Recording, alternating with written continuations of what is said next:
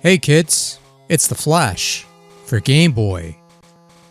Released in 1990 courtesy of THQ, developed by Equilibrium and based on the Flash television series that aired around that same time and lasted only one season. But I remember that being one hell of a show with a badass theme by Danny Elfman. You know, the guy responsible for the only good Batman movie theme, Come At Me Bro. So I only knew of the Master System game that was released in Europe, and I never really played that one. But apparently this Game Boy title was also a thing and actually released in North America. And it's also on this multi-cart gimmick that I've had for years. Go figure. Don't know how I would have reacted to this as a kid, but as for today, meh. That's all I got, just meh. So you're the Flash, you're the fastest man alive, and your main goal in the game to bear your name is to reach the end of each of the game's 13 stages and disarm the detonator planted by the Trickster before time runs out. Standing in your way are other rogue elements who will stop at nothing to slow you down, and slow you down they will, because it seems like the one ability that the Flash is known for, his super lightning fast speed, has been nerfed to the degree where you can't run past your foes, and that is very lame. Mind you, that probably would have nerfed the overall challenge of the game, but if you're going to make a game based on someone with speed powers, it would be nice if you had more opportunities to make use of said speed. It's a telling sign when a blue-furred quilled rat is a better speedster in video games than you are. But I digress. Controls are as follows: one button punches, the other kicks, and pressing up on the D-pad jumps. The jumping in particular is somewhat spotty, especially as it relates to platforming, which you'll be doing quite a bit of in this game. If you press the A and B buttons together while moving, you'll engage Flash's super speed force thing that lets him run really fast. Useful for breaking through breakable barriers and possibly giving your leaps further reach if you could pull it off, but not so much anything else that could be deemed useful.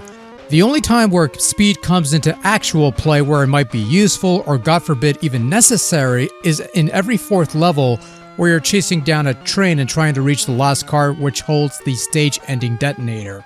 Anyway, using speed consumes energy, which is the screen-wide meter, not to be confused with the smaller health meter that sits below.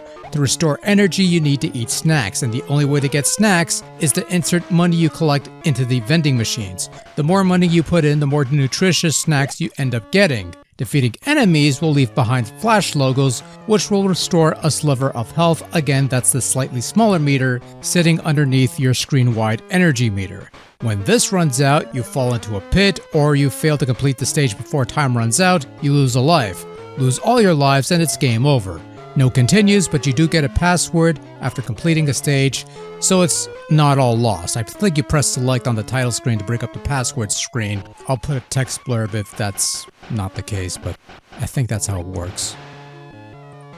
The game boasts 13 stages of play, but they're really variations of 4 types of stages: inside a building, outside a building, something resembling city streets, and the train chasing levels. The 13th and final level breaks the trend by having you fight the Trickster multiple times, and the fighting mechanics here are not fantastic. Controls are somewhat awkward at first, especially in regards to jumping, but at least they're responsive enough. You have separate punch and kick buttons, but the fighting system as a whole is rather unsophisticated, and the collision detection is sometimes a bit spotty in this regard. It almost makes me wonder why they even bothered with this control scheme when a simple A jumps B attack setup would have been sufficient. Maybe if you were able to pull off some super cool speedy attacks like the back of the box claimed to feature, it'd be one thing, but you're not even doing that, and your attacks in general don't seem particularly speedy. And again, there's 13 stages, but it's 13 stages of largely doing the same thing. And while the stage layouts might differ, the general idea does not, and unfortunately the gameplay in The Flash isn't deep enough to sustain interest for very long. Graphically, The Flash looks okay-ish.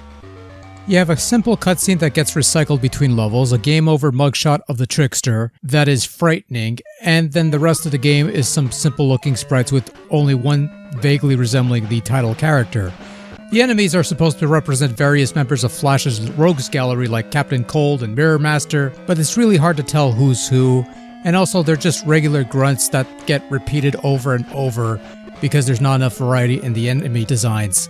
The various backdrops aren't anything special. The stage with the train looks somewhat like a train, and the other stages are okay looking at best.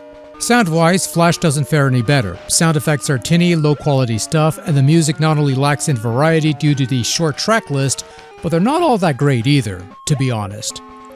That having been said, credit where it's due, they actually used the Danny Elfman-composed theme from the TV show, which I consider to be one of the better TV superhero themes, and it's not a terrible rendition either. It's not great, but I can at least recognize the theme, so that makes it fine. Overall, the Flash on Game Boy is a thing that happened. The gameplay isn't fantastic, the level design is quite tedious, and the awkward controls result in a somewhat flawed fighting system, but at the very least it's functional, simple to grasp, and is somewhat playable.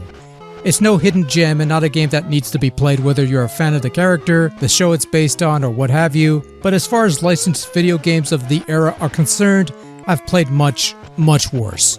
All in all, the Flash on Game Boy is not great, it's not bad, it's just there. And that's all I have to say about that.